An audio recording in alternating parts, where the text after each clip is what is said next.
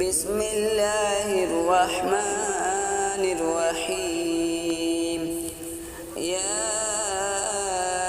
أيها الرسل كلوا من الطيبات واعملوا صالحا إني بما تعملون عليم. وإن هذه أمتكم أمة واحدة وأنا ربكم فاتقون. فتقطعوا أمرهم بينهم زبرا كل حزب بما لديهم فرحون. فذرهم في غمرتهم حتى حين. أيحسبون أن ما نمدهم به من مال وبنين نسارع لهم في الخيرات بل لا يشعرون.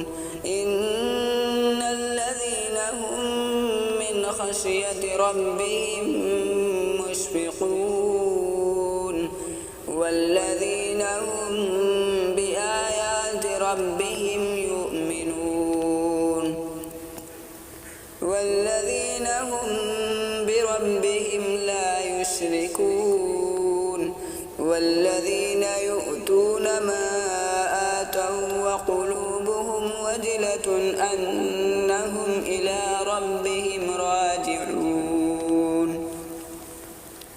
أولئك يسارعون في الخيرات وهم لها سابقون.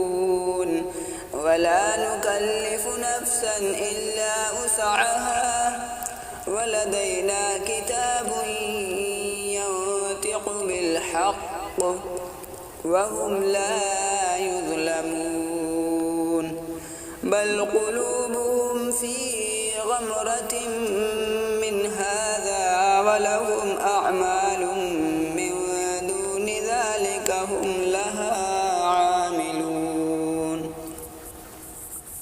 حتى إذا أخذنا مترفيهم بالعذاب إذا هم يجأرون. لا تجأروا اليوم إنكم منا لا تنصرون. قد كانت آياتي تتلى عليكم فكنتم على أعقابكم تنكسون مستكبرين به سامرا تهجرون. أفلم يدبروا القول أم جاءهم ما لم يأت آباءهم الأولين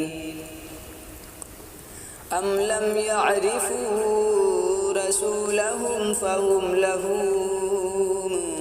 منكرون. أم يقولون به جنة بل جاءهم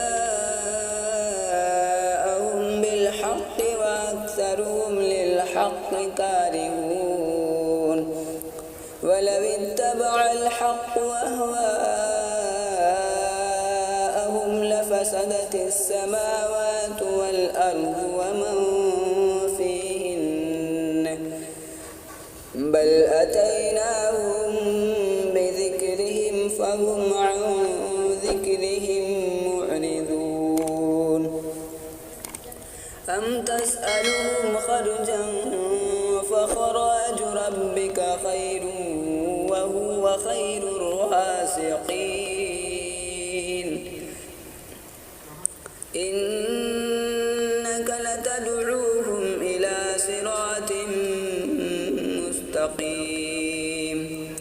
وإن الذين لا يؤمنون بالآخرة عن الصراط لناكبون ولو رحمناهم كشفنا ما بهم من ضر للجوا في طغيانهم يعمهون ولقد أخذناهم بالعذاب فما استكانوا لربهم وما يتذرعون